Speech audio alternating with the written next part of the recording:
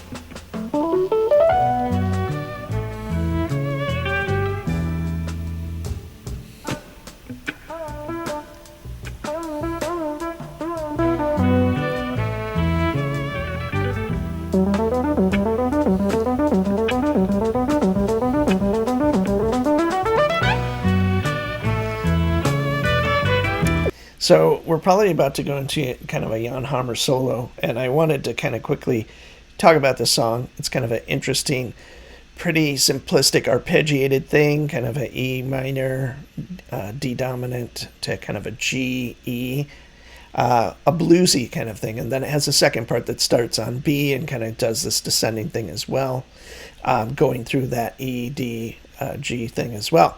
And then it has these really cool long rests towards the middle of the song, which I'm sure they'll get to, where this is a really great staccato strike with everybody hitting a note. And then I think it goes to, first time it's 1, second time it's 2, third time it's 3, and then they go into the song, kind of back into the song.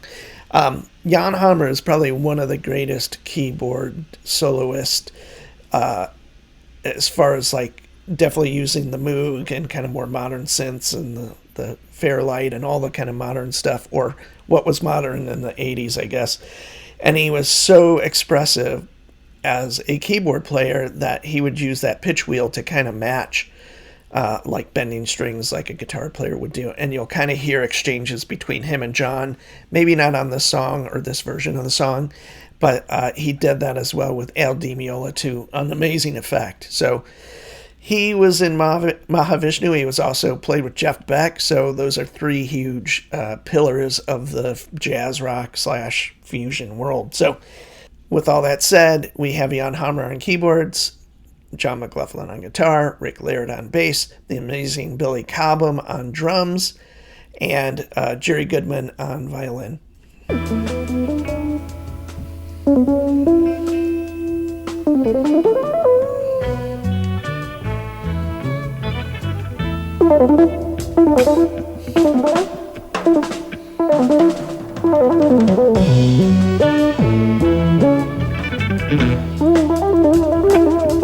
There's the pitch wheel.